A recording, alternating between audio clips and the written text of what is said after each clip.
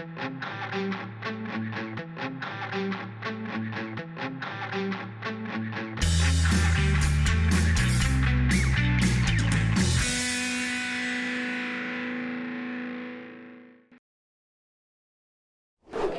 and welcome to a special episode of FinTech Focus TV live at the TradingTech Summit here in Canary Wharf. I'm absolutely delighted to bring one of the first speakers of the panels today, Monika from TD Securities. Monika, lovely to see you. Thanks so much for coming on. Thank you very much for having me. So you've had a great conversation so far today. Up on the panel, I saw you in action. A great set of people you were talking on the panel again, and probably the subject that's on the top of everyone's mind at the moment.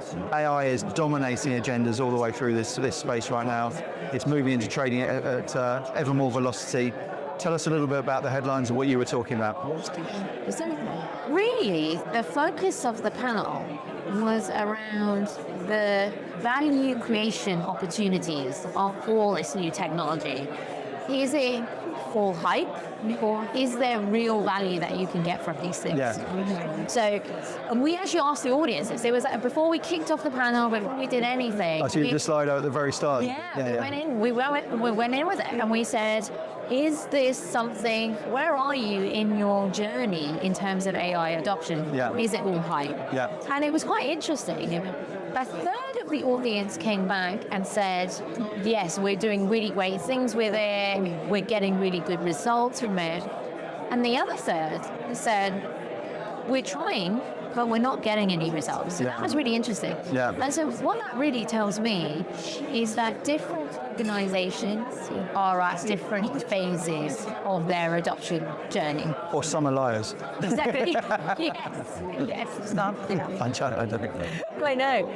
And really, I think, so there's three real areas in which AI is currently being adopted successfully in financial institutions today. Yeah.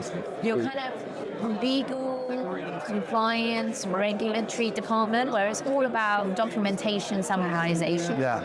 It's great, very efficient. That's essentially what it's made for. On the operations side, we've got things like, automating day-to-day routine tasks, report generation, that kind of thing. Right, perfect. And then one of the most interesting things that came out from the panel was around actual trade ideas and portfolio managers producing kind of daily updates as well. Yeah. Which is really like the newest kind of evolution. Well, that's seen as one of the key parts of that. When I'm speaking to people, there's obviously been this sort of positioning over the last year or two, or 18 months, or however long that you really want to look at where it's really become mainstream. I guess the key themes of the conversation of actually today around productivity and efficiency. And when you look at that sort of thing, it's about how we can augment and improve and speed up people's work in that sort of space. And that I guess, is exactly where that comes into play, right? Yeah, 100%. So right now, what I was really pushing the panelists on is, why aren't you using it in trading today? Yeah. Like, that's really an area where it isn't. And that's where I think the next kind of phase of development comes. What were the reasons for that? What were they saying? So, trading and financial institutions, really their first priority is risk control. Yeah. Right? And in this space, given all the regulation that we operate under, that is something you have to be extremely cautious about. Yeah. So it's going to take a lot longer for them to build trust in the models, confidence in what they're doing. And the key part of it is explainability, right? So a regulator comes knocking on your door and says, why did your model trade this? Or it's really that piece that they have to be comfortable with. So we're not quite there. To move from there to approximately right to absolutely certain in terms of what they're looking at. Yeah. And within that, I mean, obviously that you were there asking the questions on this side of the panel. From your piece at TD, where are you on the journey with it yourselves? We're very much at the early stages, I would say. Yeah, really at the early stages.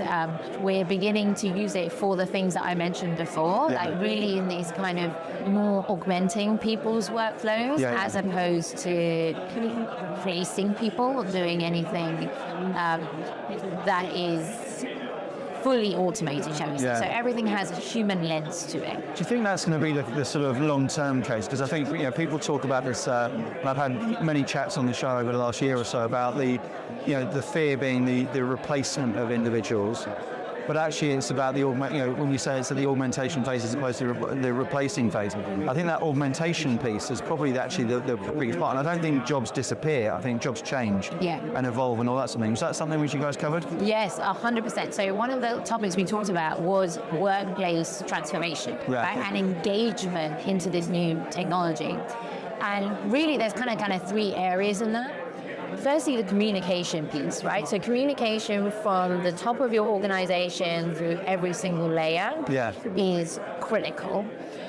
And around that communication, you're really focusing in on telling people this is augmenting their workflow and not replacing them, which is key. That's really key to make people comfortable with what's happening. The other piece that was actually mentioned in the panel is the return. We talked about return on investment of all this new technology. And you can only really get a return on investment if, when you augment people's workflows, they don't just go for lunch for an extra hour. Right? I mean, this has always been my worry about it, isn't it? Exactly. It's the same sort of thing when you talk about productivity and efficiency, and you talk about the internet having changed and no change in global productivity. My worry is that people talk about this and making jobs easier. They just say, right, I can do loads less and get the same result from it, rather than saying, right, I can do the same amount of work and get twice as much from it. That's the danger, I think, isn't it? And whether people actually adapt to that or... And I think the other key piece of that is finding your early adopters within your organization. Yes, right? absolutely. So if you find them, and they don't necessarily have to be the most technical people, the people from the technical background. Someone on the panel mentioned that actually the biggest success they had was a guy who had a Shakespeare, he was an actor in a Shakespeare theatre company. Okay. And he was just hired as a junior into their HR department. And he was just interested in it. And so he went to the technology group and said, I want to build a chatbot, and this is what I want the chatbot to do, to answer basic HR questions. Do we have this benefit? Or where do I go to see my payslip? Or, these kind of basic things. And he did that. And he has no technical background. So it's really finding... Well, that's the leveler, isn't it? It's something that becomes one of those things which does level the playing fields a little bit and allows people to come through and be... do things which they perhaps wouldn't have done before. Been able to do before. Exactly. And so the other piece of that, which is also critical when you talk about workplace transformation, is that training. Being able to provide your employees the opportunity to get the things in the technology in the hands of people as soon as possible is critical. So they can play with it, you can iterate faster, you're really making it aligned with your business use case. Because often what happens, this is what we're talking about, the CEO of a firm will say, I want to use AI. And they'll say, and you say, okay, great, what do you want to use it for? And I don't know. So it's really like identifying that kind of predefined use case. Getting these people who are these early adopters to help you iterate and deliver something. And the key is to start small. Start small, get a string of successes, then advertise that more broadly in your organization, and that's where the adoption momentum, comes from. Win the hearts and minds and gradually move through that. Exactly. The other thing I noticed on what you were talking about was the whole concept of the foundational tech investment. What were people talking about there and getting things right on that front?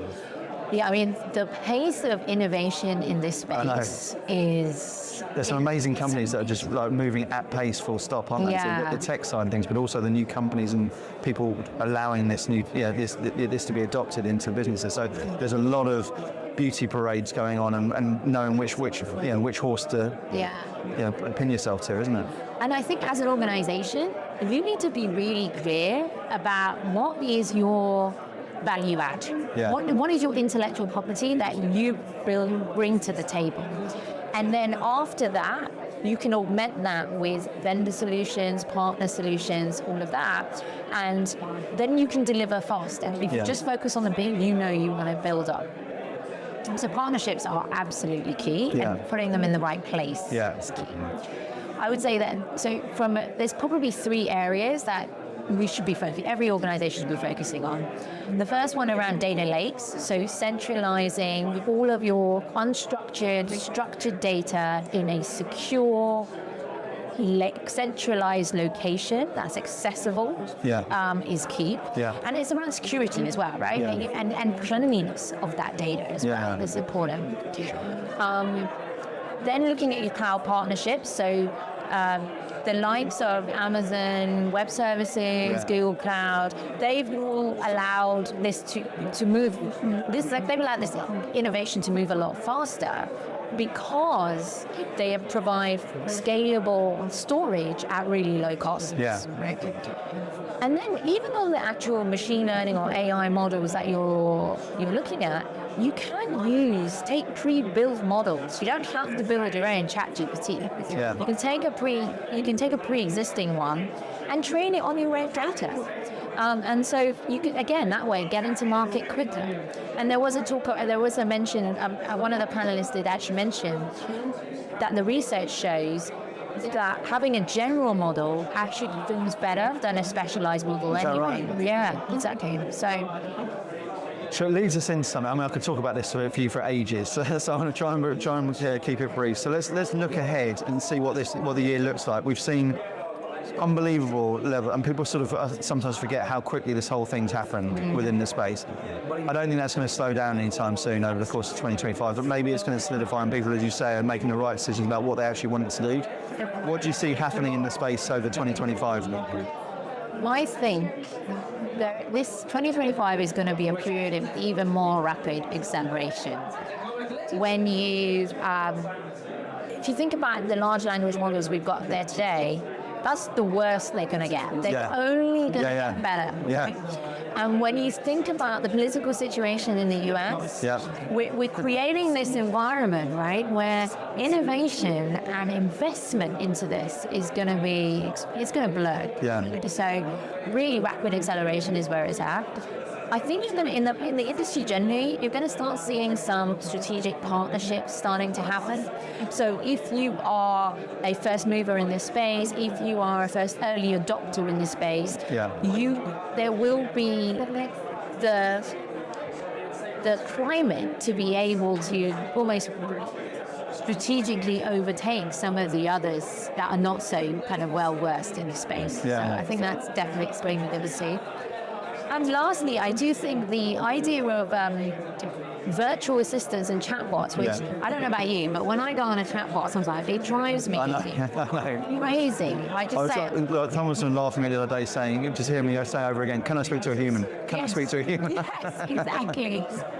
But I think it will get better. Yeah, well, it definitely is. I mean, this is the thing that I keep on hearing is 2025 is the year of the agent, and that seems to be the trend that we're developing. We're only in February, but the words that keep on coming through in almost every conversation I'm having about this is, this is where agents is getting interesting. Yeah, exactly.